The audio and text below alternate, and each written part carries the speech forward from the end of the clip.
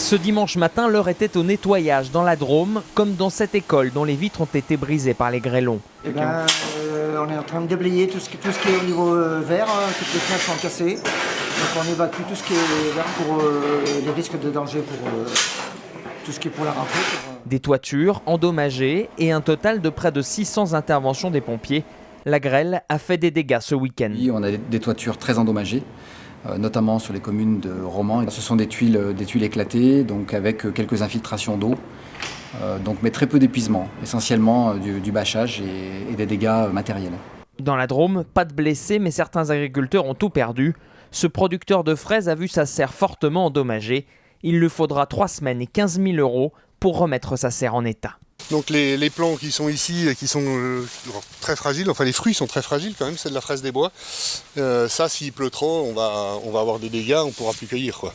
Là, ça a pris une fois la pluie, ça a séché, bon, je pense que ça peut s'en remettre. Si ça se renouvelle un petit peu trop, on ne va pas y arriver, c'est sûr. Dimanche midi, le ministre de l'Agriculture s'est rendu sur place pour faire le point sur la situation. De nombreuses communes ont d'ores et déjà demandé la reconnaissance de l'état de catastrophe naturelle qui devrait être décrété dans les prochains jours.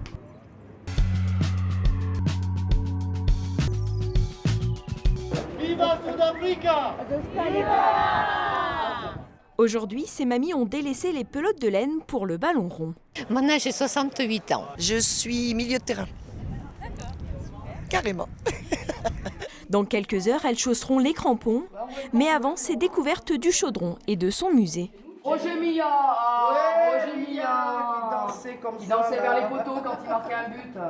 Tout est parti d'un voyage en Afrique du Sud et d'un documentaire sur ces mamies footeuses. Elles rêvaient de venir en France soutenir leur équipe pour la Coupe du Monde et de se mesurer à une équipe française. On m'a dit, les Sud-Africains ont un rêve, c'est de rencontrer une équipe de mamies foot. Il n'y en a pas en France. Et si on en fait une, donc on l'a fait. Les seigneuriales ont relevé le défi avec une bande du 3e âge surmotivée. Depuis 3 mois, s'entraînent quotidiennement avec des coachs dans leur résidence. Certaines vont faire des footings tous les matins de 5 km.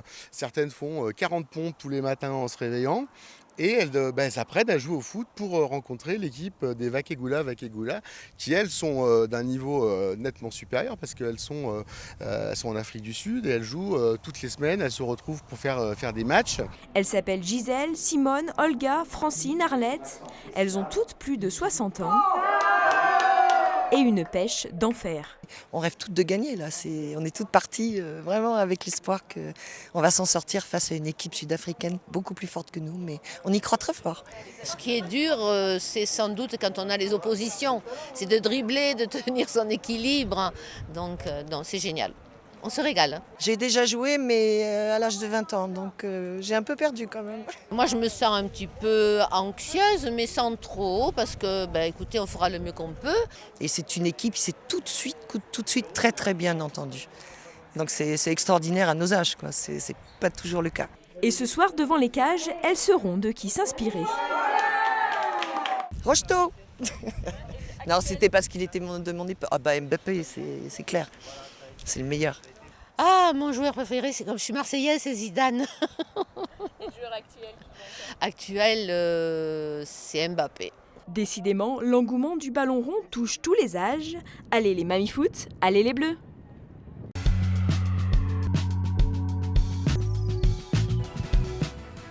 Voilà à quoi ressemblera le futur site de l'EM Lyon. Après 47 ans passés à Écully, l'école de management se prépare à déménager à Gerland.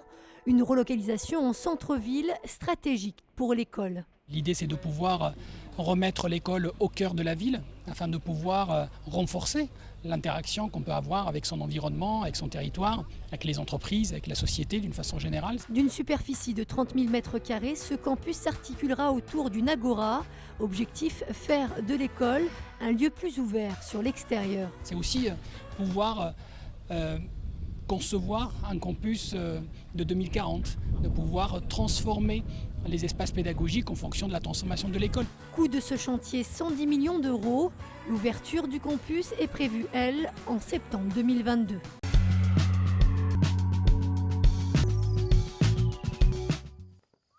Sous les pentes du Mont Charvin, le travail ne manque pas. Sur l'alpage des Voitets, 2 jeunes éleveurs fromagers viennent de s'installer. avec comme but la production de chevrotins. Une passion qui les a poussés à se lancer dans une reconversion professionnelle. Un choix logique pour ces amoureux de la montagne qui découvrent depuis quelques semaines la vie d'alpagiste. Première saison, je suis super contente. C'est sûr que c'est tout nouveau pour nous. Il y a tout à apprendre, puis des choses à faire, il y en a aussi. Je suis contente, je suis heureuse de enfin vivre ce moment que j'attendais vraiment longtemps. Au final, c'est qu'il y a du bonheur parce que tu travailles dehors, puis c'est super agréable. Puis même quand il pleut, du coup, après les journées de pluie où tu ne travailles pas dehors, tu les apprécies aussi. Avec leur soixantaine de chèvres, les deux éleveurs se sont donc lancés corps et âme dans l'aventure. Un choix de vie particulier qui, selon eux, n'est pas à considérer comme un métier. Au début, il faut presque faire le deuil de sa vie d'avant, si on a connu d'autres choses. Ceux qui ont grandi dans des fermes et qui ont connu ça depuis toujours, c'est différent. Mais quand on vient d'un autre domaine, faut se dire ça c'était autrement avant. Maintenant, il faut trouver qu'est-ce qui nous fait plaisir à chaque jour, chaque moment, quoi. Mais pour leur permettre de vivre de leur passion, le chemin n'a pas été facile. Formation, apprentissage, aide financière et bien sûr soutien de la commune ont été nécessaires pour s'installer. Autant d'appuis qui méritent donc aujourd'hui un engagement sans concession, quoique l'emploi du temps soit encore difficile à appréhender. Tu peux pas te dire ah tiens j'ai fait tant d'heures cette semaine ou c'est un travail, j'ai telle tâche à faire. C'est plutôt tu te lèves le matin et il faut faire des choses et tu les fais comme tu ferais comme dans ta vie le week-end. Là c'est pareil, il faut que j'aille faire mes parcs, il faut que j'aille livrer les fromages. Bon, les vrais fromages, il faut aller le faire. Mais disons, il y a plein de petites choses, il y a des choses qui attendront à demain et puis c'est tout.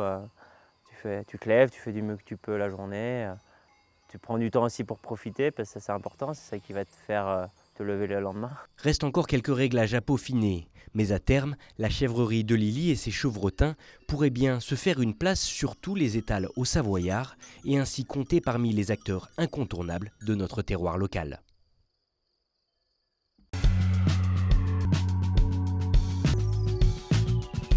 C'est un géant en balade à Grenoble, une star mondiale qui fait le mur dans la capitale des Alpes.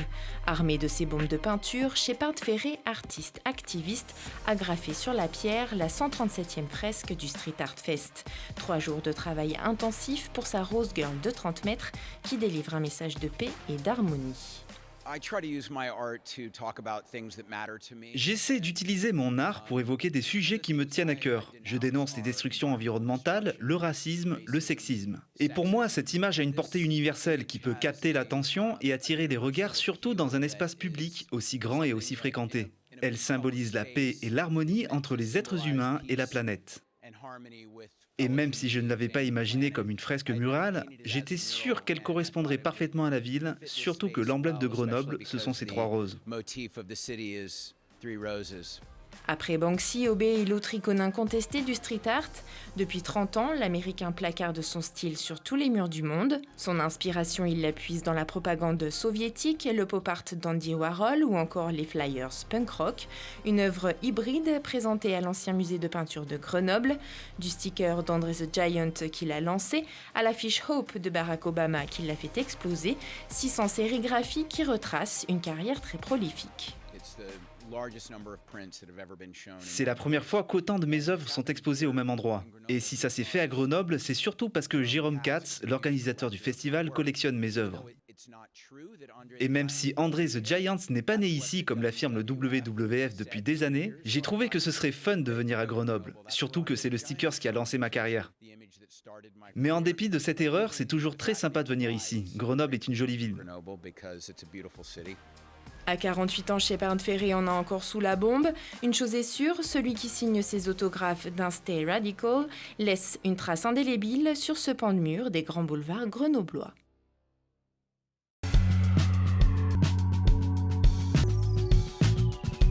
Assez discret, le château de ville du Mouillon renferme de nombreux trésors. Et même après 6 mois de travail, de recherche et d'inventaire, Maître Brossard parcourt ses couloirs avec le même intérêt et le même engouement pour certains objets. Oui, puis on les repère immédiatement. C'est-à-dire, il y a une petite émotion qui se fait et on se dit ça, c'est une pièce étonnante. Voilà, il y a beaucoup de mobilier, beaucoup d'objets, on a l'habitude. Et de temps en temps, on a une petite émotion. Alors j'espère que les gens qui assisteront aux enchères auront la même émotion que nous. En entrant dans ce château, le visiteur se retrouve submergé par la profusion d'objets. Une ode au Second Empire. 90% de ces objets ont été achetés au XIXe siècle et ont été placés comme une collection dans ce château. Pareil, il y a une profusion étonnante d'objets autant sur les murs qu'au sol. Vous avez des vases chinois qui ont été ramenés par un des membres de la famille qui était évêque au Japon et qui, à chaque fois ses retours en France, ramenait des vases chinois ou japonais. Nous avons les classiques consoles Napoléon III de style boule, c'est-à-dire façon Louis XIV.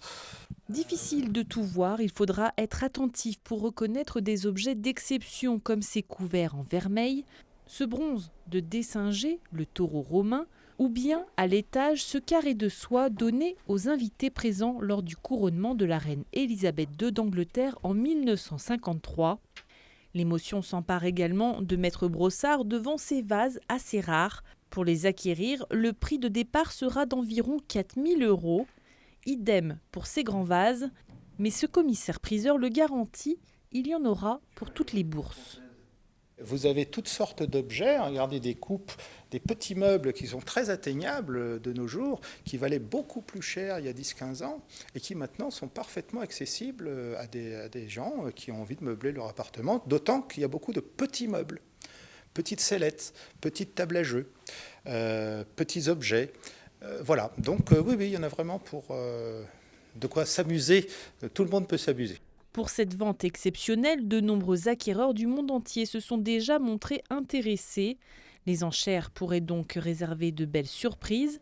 L'ensemble des biens est estimé entre 250 et 300 000 €.